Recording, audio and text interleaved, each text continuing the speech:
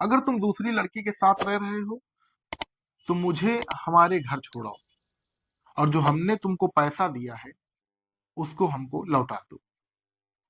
ये कहना एक प्रेमिका के लिए इतना भारी पड़ गया कि उसको 50 टुकड़ों में बंटना पड़ा।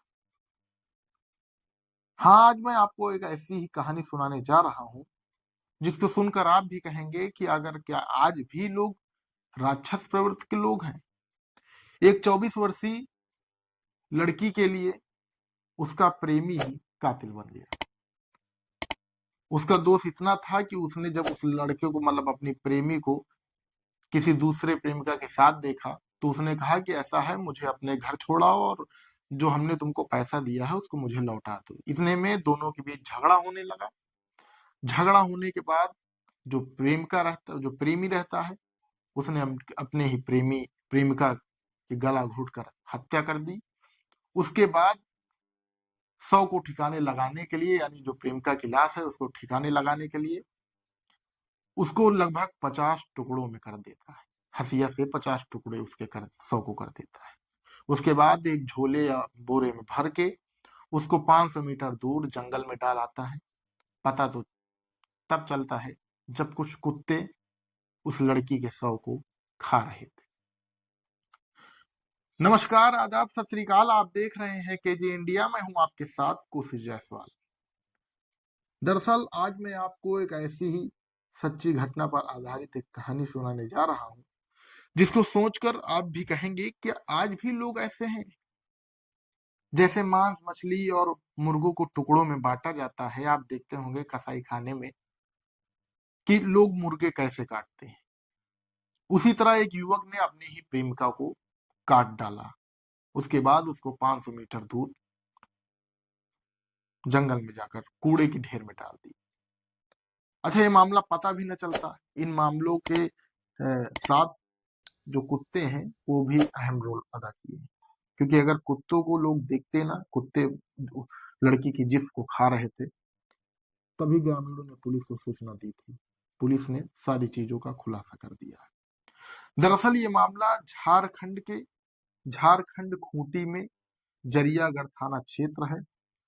वहीं पर भगवान पान टोंगरी।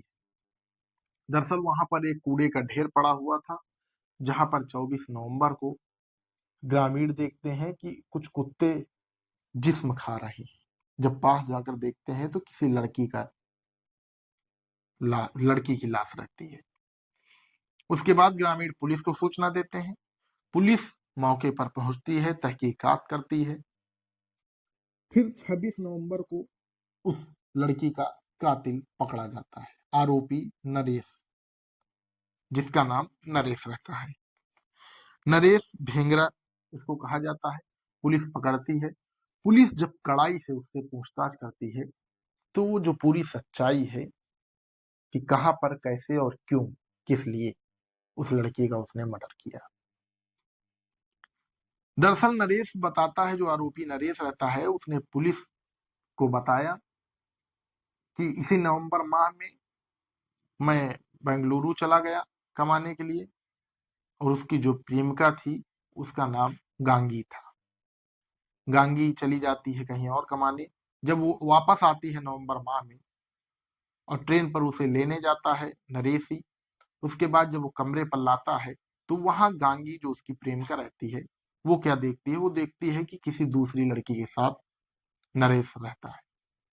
उतने में वो गुस्सा हो जाती है क्योंकि वो उसकी प्रेमिका रहती है। 24 वर्षीय गांगी कहती है उससे कि अगर तुम दूसरी लड़की के साथ रह रहे हो तो मुझे छोड़ दो और मुझे मेरे घर छोड़ आओ। जो मैंने तुमको पैसा दिया है उसको मुझे वापस कर दो। बस इतना ही कहती है कि दोनों के बीच झगड़ा होने लगता है। झगड़ा इसी बात का था कि उस लड़की ने दूसरी प्रेमिका के साथ न रहने का विरोध किया। उसके बाद जब नरेश को गुस्सा आता है, वो गला उसका हाँ उसके बाद नरेश उसको कहीं दूसरी जगह ले जाता है। कुछ मीडिया रिपोर्ट के मुताबिक उसके साथ शारीरिक संबंध बनाता है।